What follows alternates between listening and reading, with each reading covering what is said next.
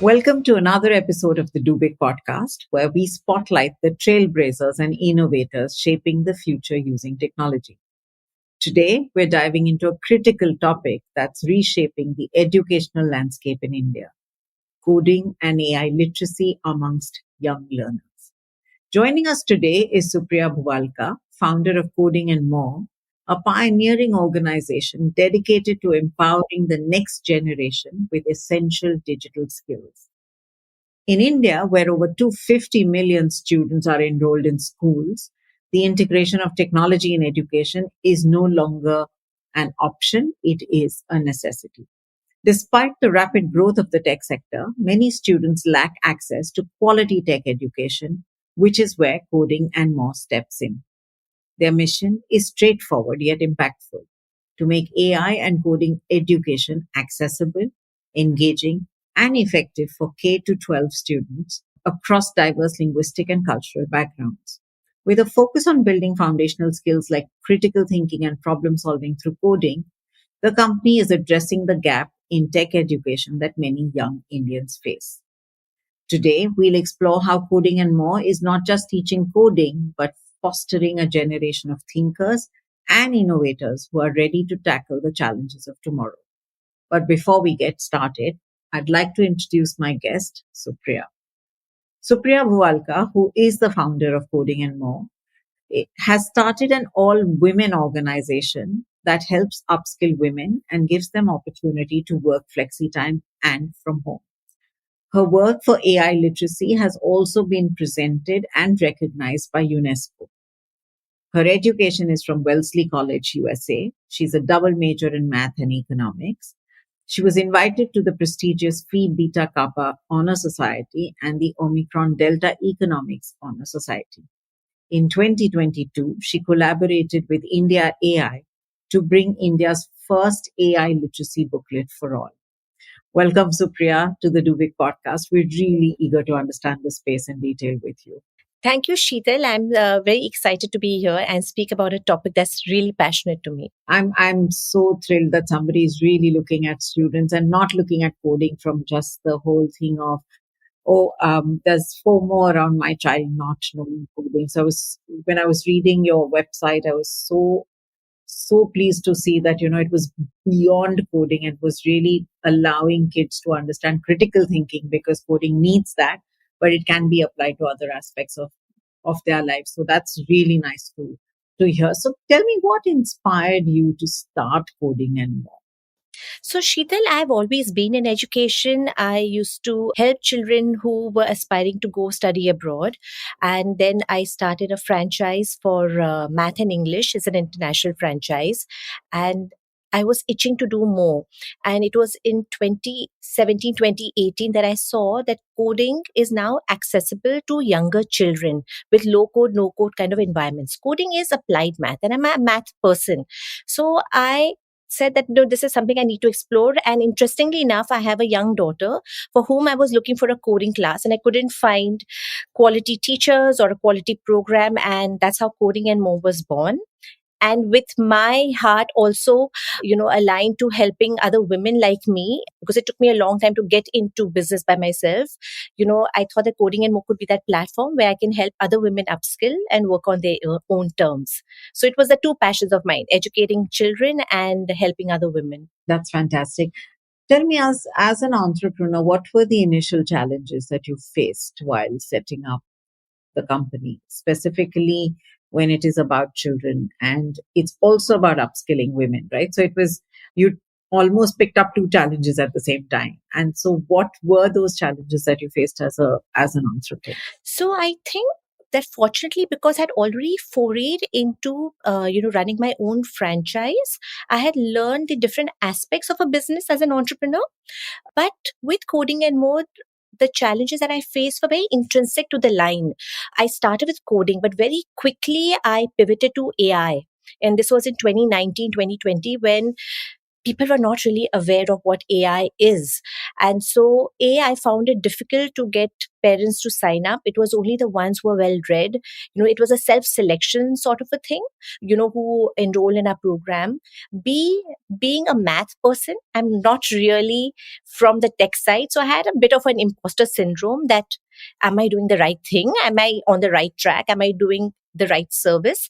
But really quickly, I think we had started around in March, and in October, we were invited to have our children present their work in the World AI competition. And they were just had done 8 or 10 classes.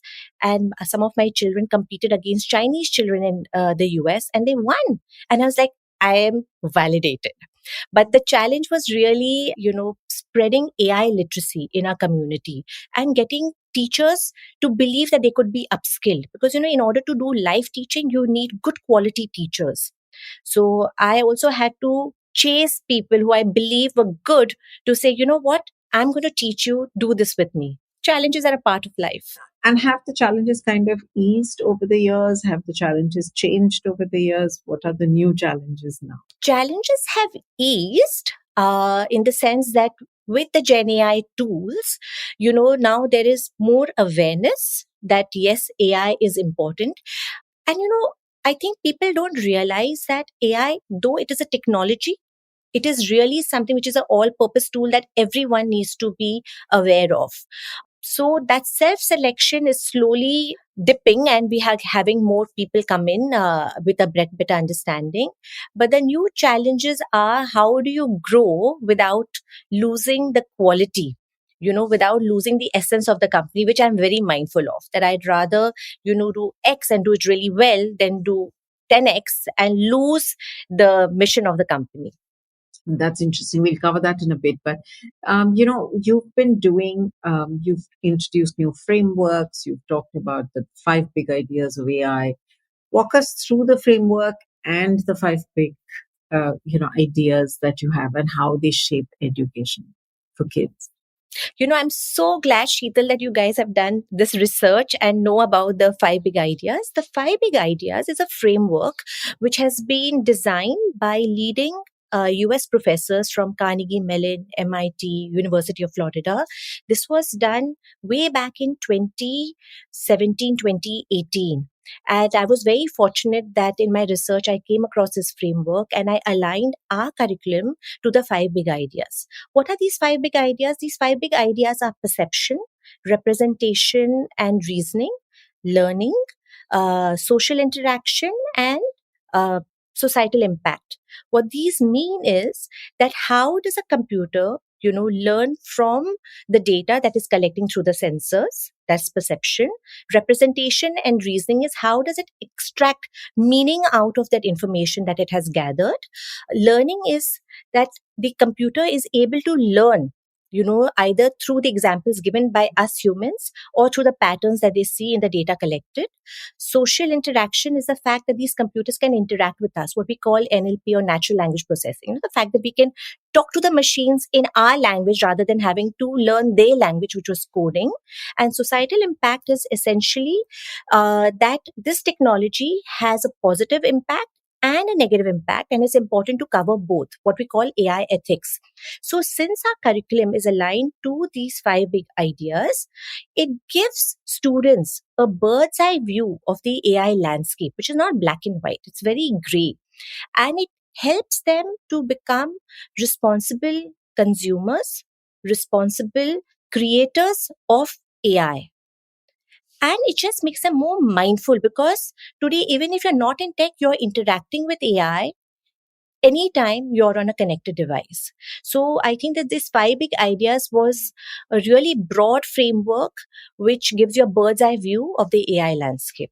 That's fascinating. But how do you implement this 5 big ideas? Because you're teaching really young kids and then you're teaching older kids, right? Mm-hmm. Some of these become very difficult concepts for younger kids, especially when you think about right and wrong, ethics, things like that, right? So I just want to kind of get a sense of how do you approach this for different age groups? So, can I tell you, Sheetal, to first share from my experience, young children, they already have a very strong sense of right and wrong. So for them, you don't even have to teach it. You have to learn from them. I think as we grow up, I think we forget and our lines get blurred between right and wrong. Young children have their ethics really straight up. So there is no issue. But coming to the point of teaching really young children about AI through this landscape, it's actually been a very rewarding journey. Because I myself had to learn all of this and then to be able to use language and analogies so that really young children as young as 8 years can start learning about it and not only learn it, but be able to apply it in different scenarios. So here we were fortunate because today we have platforms which have been made for children, visual platforms, low code, no code, on which you can actually make projects. You can actually train an AI model and deploy it in a coding environment. So they are building prototypes of technologies that they are interacting with. So to give you an example, we all see facial recognition, right? Even on our phone. But the children are able to build that prototype. And through that building of the project, we teach them the theory behind it and the ethics behind it using language and analogies that they can relate to. And as they grow older, use more sophisticated language, you go into more technicalities, but you keep it visual so that nothing that they learn is ever extinct. That's fascinating, and I like that whole thing of children have a moral code which is much stronger than ours. I think that's so true.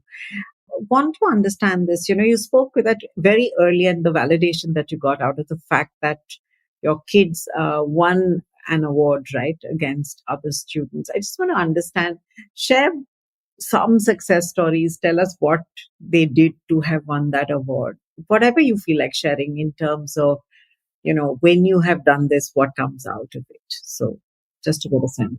So, success means different things to different people. Being a young startup, when you're growing organically, you need credibility. So credibility for us and success in that sense came, by the recognition, by the invitation by UNESCO, to come and share our work on digital upskilling of women. Last year, we were awarded by NASCOM, the Social Change Makers Award, which was again big validation of success, that with the work we are doing for AI skilling. But for the children, when I spoke about them winning that award in the World AI Competition for Youth, it's a US based competition. Very early on, we had chosen the right framework, the 5 big ideas. So the children really understand deeply what AI means. They understand the different technologies. One of the students, she was a 12-year-old girl then. She had made a waste segregator where she had trained an AI to be able to segregate waste, whether it's biodegradable or recyclable or e-waste. And this is not something that she had been taught. She had been taught how to use computer vision to recognize images. But because she was somebody who was passionate about environment, she chose that same technology to make a waste segregator. My own daughter got FOMO because she saw that I was teaching these kids and I was not asking her to participate. She is really into birds and nature, and she was learning with us, of course. The last minute, she said, "Mom, even I want to participate and I already have a project ready." And she made one on endangered bird where she used the same technology, but to train an AI to recognize endangered birds. And I think that the fact that the children could actually apply the knowledge to something else and make a product, a prototype of something that matters, is aligned to the UN SDGs, got them those prizes. So for me, that is success, where every child of mine enjoys the learning and is able to transfer that learning to their own passion. So that is genuinely success for us. You're teaching the kids, right? How do the kids go back and teach parents, or how do the parents get involved in something like this? Or do you also have programs for parents? Because there is always the sense of, every time I do research, I older parents always say that keeping up with technology itself is a challenge, and then keeping up with children who are way ahead of you in technology is an even larger challenge, right? Now, when you're equipping kids who are as young as 8 and 9 with AI and AI tools and AI frameworks, how does it marry with what is happening at the home? I know some of them are aware parents, but what happens per se is what I wanted to understand a little more. It's such a great question. I'm so surprised you asked me this. So I realized very early on that this would be a challenge because when I would talk to parents who would call me up, wanting to enroll the children, first of all, the mothers would say, I don't understand tech. Can you talk to my husband? And I would say, look, if your 8-year-old can do it, so can you. And at that point, our classes are all online. So I used to always tell my mothers that, when the child is having a class, please sit there. You'll also learn something and it's a lot of fun. So I welcome them to sit and audit the class, even if they don't want to do the coding part of it.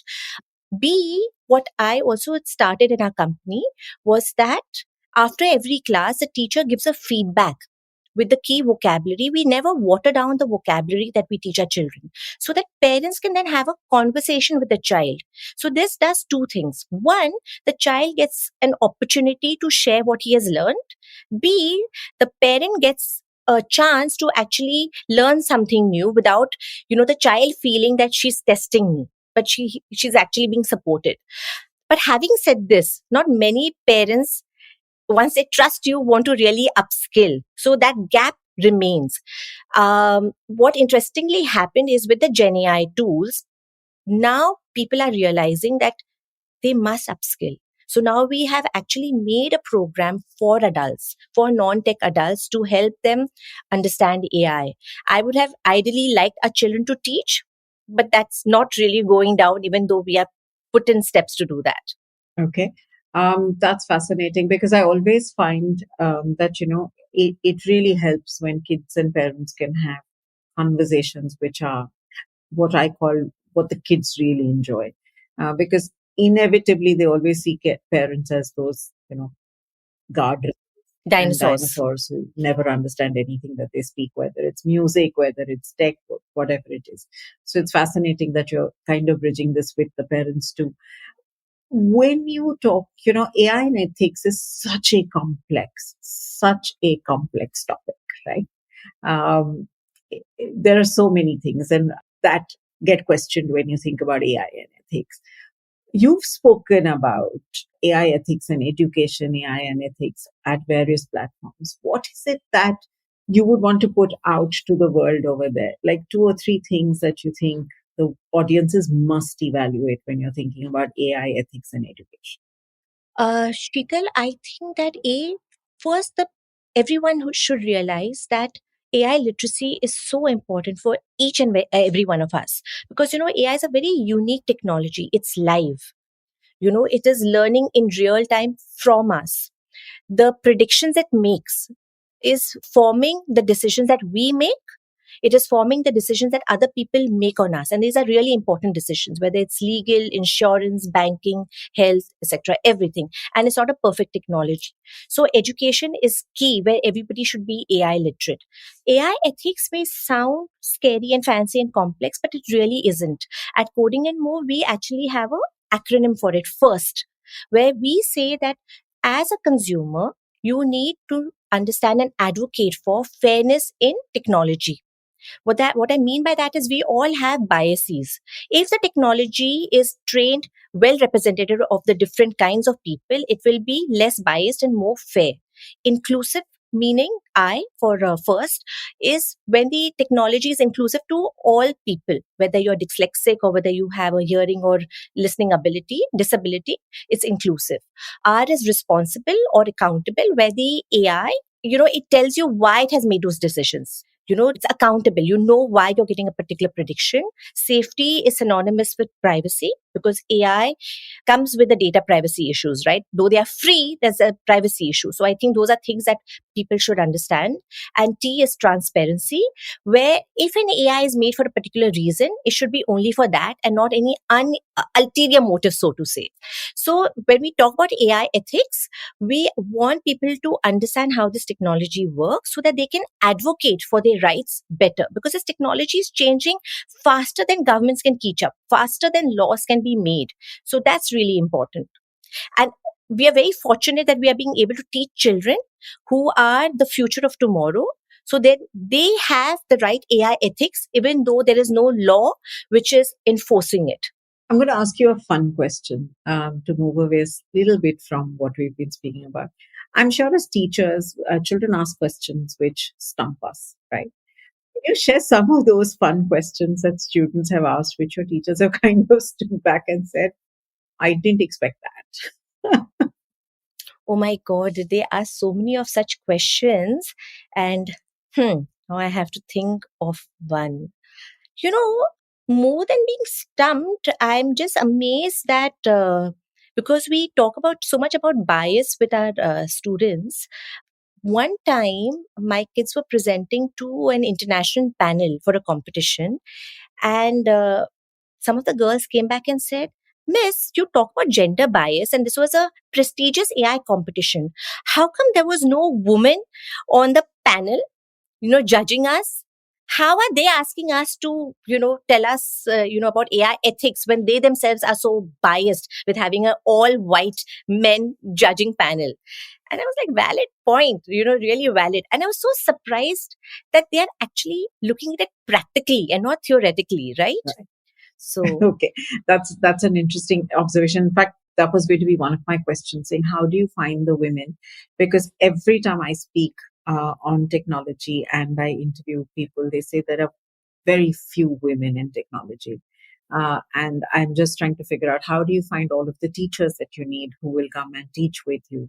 How do you upskill women? And how do you convert them if they're not from a tech background to get into something called AI and education, right? I'm sure there are barriers, but I just want to get a sense of that. So, this is a challenge, to be very honest. And in my mind, I truly believe that a good teacher is not one with the technical knowledge, but one with the soft skills, one who's patient, kind, and who can communicate really well and has a growth mindset. Because if you have to teach AI, you have to have a growth mindset where you have to keep evolving with the changing technology. And what I also have is a very interesting mantra: birds of a feather flock together. So if I find a good teacher or good teachers, I ask them to get me their best friends, their sisters, etc. Because then they have the same sort of soft skills. The technical part, as I said, if you have the mindset to learn, we can teach you. Maybe it'll take long with some, but they all eventually learn.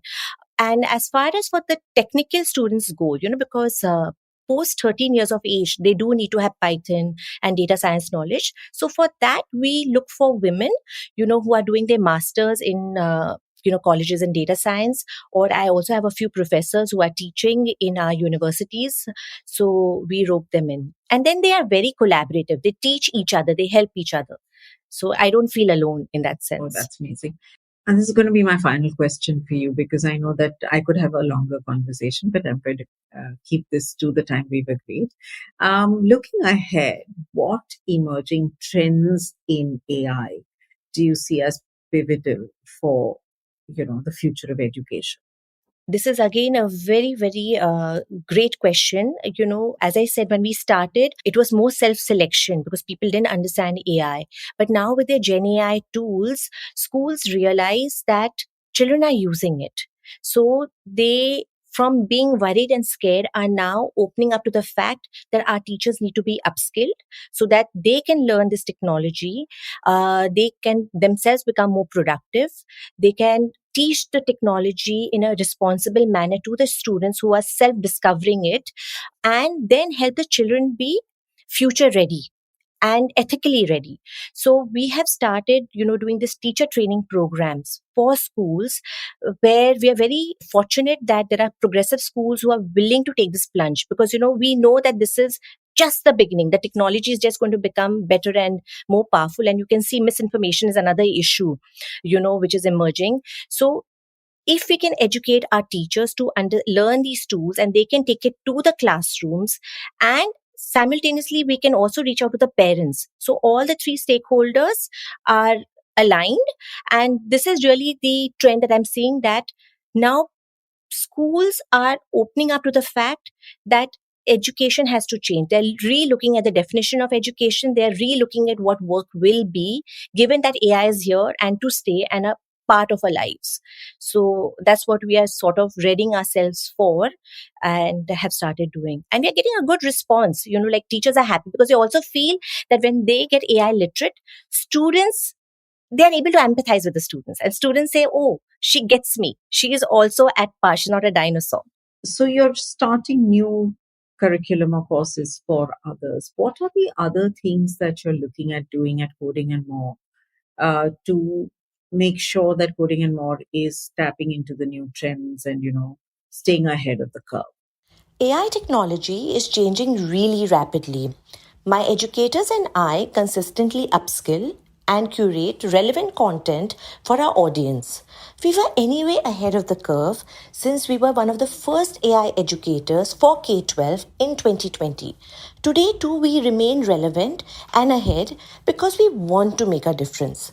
Our students are using cutting edge technologies such as custom GPT, RAG for their projects. Our idea is to bridge the gap between academia and the workspace using the power of technology. That's great. My last one bit, which is as more and more AI happens and more people integrate AI into it, I just want to get a sense of, do you teach? So currently, I is it more AI at a broader level, and will you ever get down to saying AI in, let's say, because I come from the world of research, you would say AI in research versus AI in something else. Are you looking at segmenting AI further, or is it always going to be a broad spectrum approach towards AI when you're teaching kids? So, I'm so glad you asked me this question. So, when we teach AI, we first start with foundational AI. Which is like looking at AI under the hood. Now we have gone into Gen AI tools also, and what we look at it as a lens of AI practitioners and AI specialists. So, like you're in research, so you're an AI practitioner. You need to know AI for research. So, when we do AI in a broad way, what we eventually do is funnel the people in or the children in to their specialty. They understand the technology and they apply it to whatever they need to. So we are already doing that in that sense. And that's where their learning comes in. When they can see that the same technology can be used for research, can be used for conservation, can be used for law, can be used for farming or for art. But yes, that's important to do that so that everybody can use it even though they're not a technologist. That was my last question, Supriya, and I can't tell you how wonderful it was to have this conversation. I don't even know where the time has flown in having this conversation with you. Thank you so much for being a part of the Do Big podcast. We're thrilled. We're doing a lot in the edtech space, so we thought we should bring more and more people like you to talk about technology in the space of education. And you've just made it absolutely wonderful. All the very best for the future. And I hope Coding and More grows from strength to strength. Pleasure having you with us here today. Thank you so much, Sheetal. This was really a pleasure for me also. Thank you for tuning in to the Do Big podcast, a podcast that is dedicated to providing insights, strategies, and success stories of smart digital solutions for SMEs. We believe that behind every successful business, there's a strong foundation of reliable and secure technology, be it digital connectivity, cloud infra, cloud apps, collaboration tools, or cybersecurity solutions. In a rapidly evolving digital world where technology is key to progress, Tata Tele Business Services stands at the forefront of digital transformation of SMEs. Tata Tele Business Services, with their extensive experience and commitment to empowering businesses, understands the unique needs of SMEs. Whether it's scalable connectivity, robust communication tools, or tailored ICT solutions, Tata Tele Business Services is here to propel your business forward. Tata Tele Business Services is synonymous with innovation, reliability, and transformative solutions. So, if you're ready to take your organization to new heights of success, we encourage you to explore the transformative possibilities that Tata Tele Business Services has to offer. Our contact details are in the description below. Remember, we're available on all major podcast platforms. So if you enjoyed today's conversation, subscribe to our podcast for future episodes, which we promise will be packed with equally valuable insights on questions entrepreneurs face as they digitize and scale businesses with the help of technology. Don't forget to rate and review our podcast, as well as share it with peers, colleagues, and other entrepreneurs like yourself who will benefit from listening to it. Thank you for listening to us, and until the next time, keep embracing technology and may your business thrive in the digital era.